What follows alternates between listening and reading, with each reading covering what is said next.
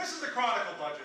Climbing despite slow economy. You know, he's always there for the little man. You're going to see this here today.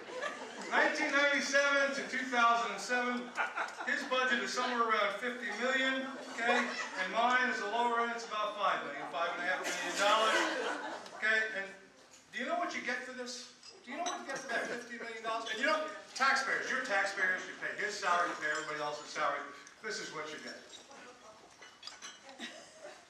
You get the mullet. It's a mullet wrapper, that's all I got to tell you. Anybody that's been here for any particular time understands what the mullet wrapper is all about. These are some other things you can use it for. You can wash your windows.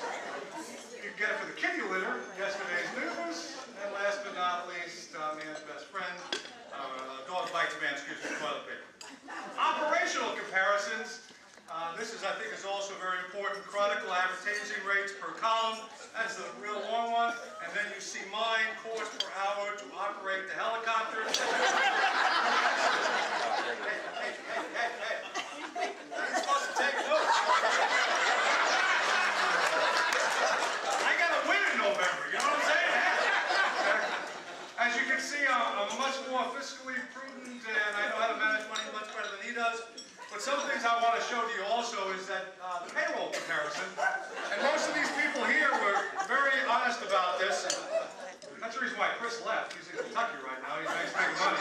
And the payroll comparison, you see where Gerry's salary is skyrocketing right to the top, and the average salary of a reporter is slowly diminishing right there. Okay, you know, he always tells me he's for the employee, and I just want to bring something to your attention. I'm going to now show you a little bit about how Gerry lives. This is really one of the best kept secrets there is. There's Gerry's house. Kind of nice. And I want to show you poor Mike Wright's.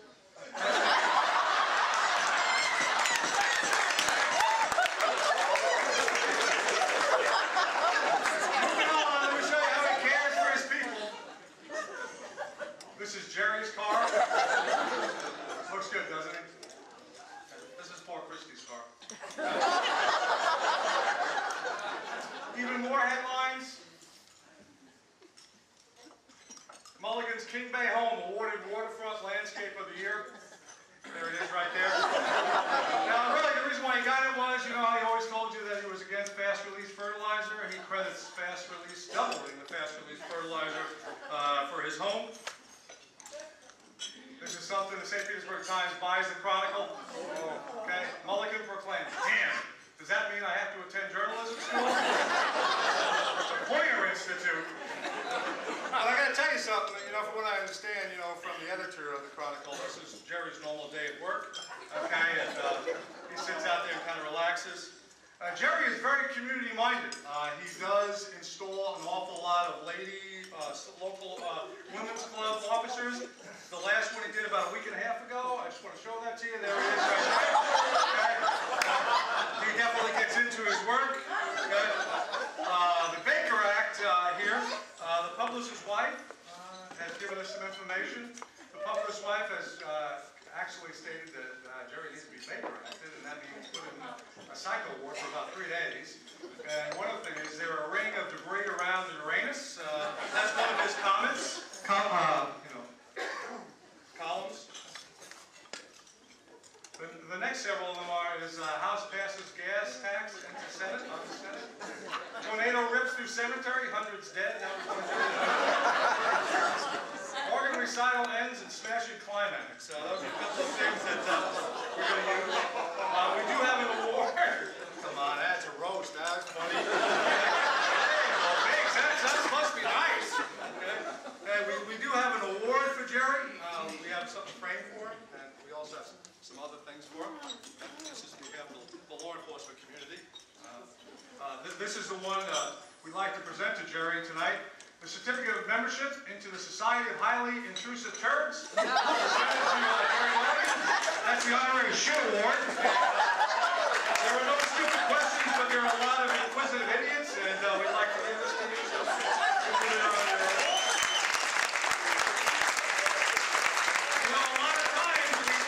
Chronicle comes from, like I did this morning on the editorial page, because, you know, he tells me a nice letter, and then he slams the shit out of me in the newspaper this morning. Okay, but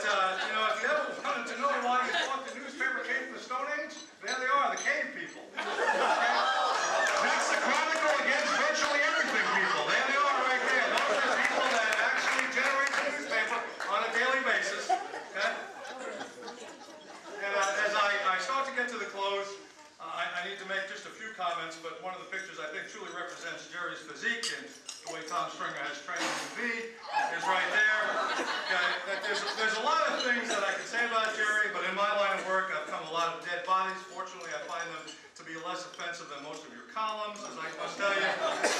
Okay, and as always, you're a great asset to the community, but I maintain they were off by 2 letters when they said asset to the community. But honestly, okay, us in law enforcement, okay, have a true affection for people in the law enforcement career field.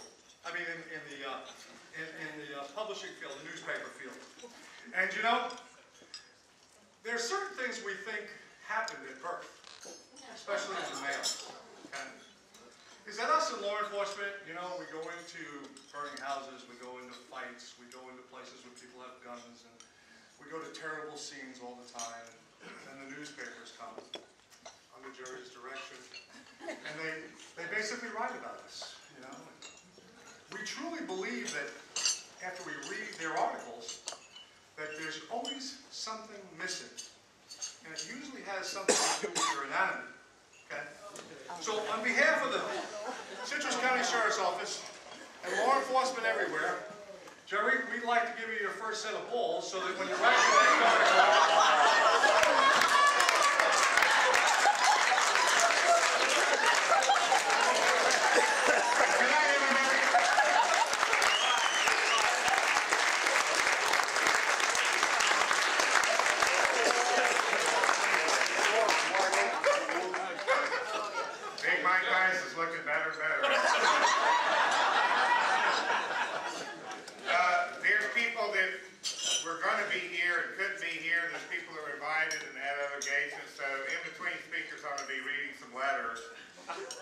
Gerry was not able to make it tonight, and he sends along a letter. Dear Gerry, sorry I won't be attending tonight, but Fridays are very important to me.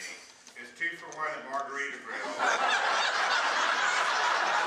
Half price 12 drinks, $1 grass, no cover charge from 7 to 9. Also, we occasionally have a problem with people refusing to participate in the patriotic program that starts at 9 p.m. and have to help eject them from the bar. Even though we are very close, you and me, I feel it's my patriotic duty to go there and drink and bum rush the traitors who refuse to let their meals get cold while we sing and hoot and holler patriotic tunes. I will be calling you Monday to leak some more stories about my political enemies. Sincerely, Gerry Bartell.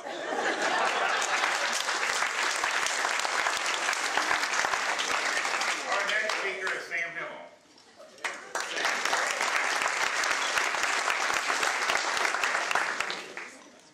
After Jeff's presentation, I'll be safe in the paper when I hear it. You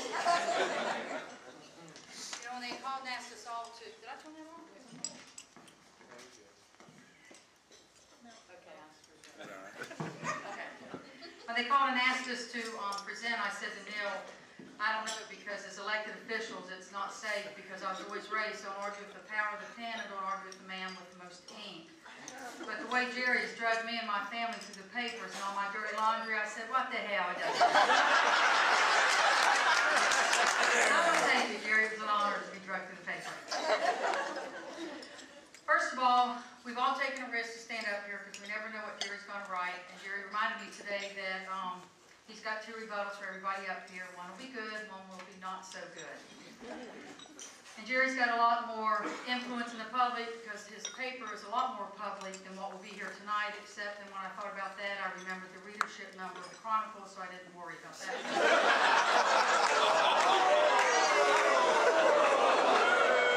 And then,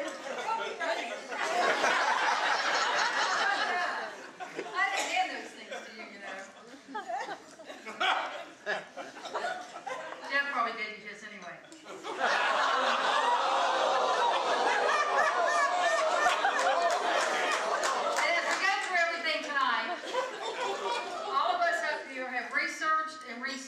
And I would like for all the Chronicle people to look that word up, what research and facts really mean.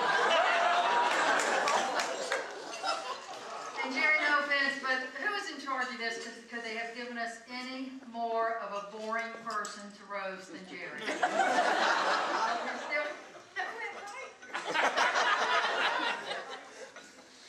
Every person I talk roast Gerry Mulligan, and I'm amazed at the number of people here tonight with paying. Oh, I need my clicker. Heather, is it ready? Yes, it's ready. That one? Point that way. He's got all the extra staff. I had a budget cut.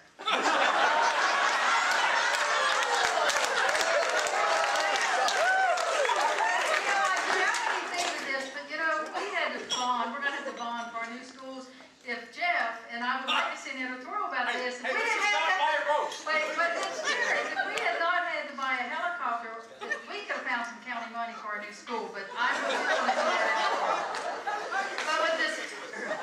But tonight's theme is all about the man, the myth, and the blarney, and all about Gerry Mulligan. But it does amaze me that this many people showed up tonight. So Gerry, I'd like to know how many people and how many tickets you bought and handed out to these people. What I'd really like to know is a show of hands if anybody in this room really knows the man on the screen or where they handed a free ticket by the man sitting next to me up here. The theme tonight again is the myth, the man, the myth, and the blarney.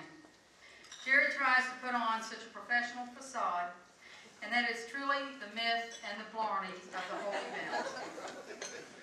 I want to clue you in tonight on about the man and the myth. Myth number one. He's a model of CI, which in the business world is continuous improvement, or so says the article written about him in the Vision magazine. And when I read the article, I was thinking, that kind of sounds like Gerry, so I'm probably assuming that Gerry wrote the article about himself and submitted it to the magazine.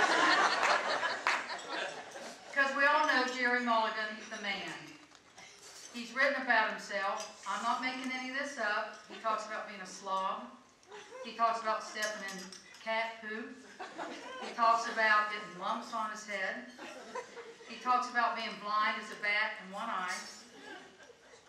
But what's amazing, you would think Gerry would know and understand and learn from his mistakes and his experiences. Every week there's another stupid story out there.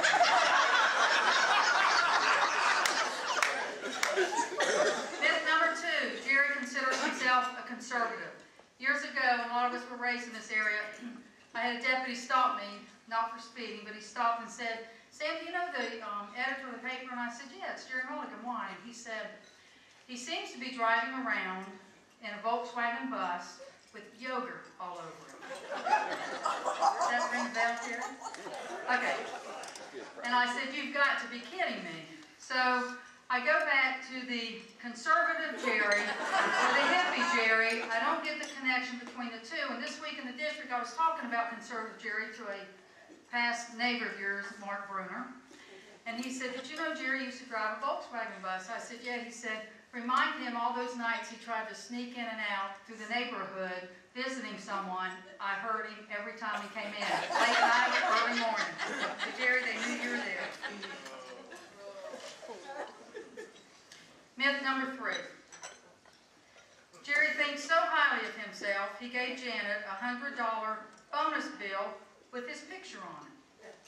Ain't like that.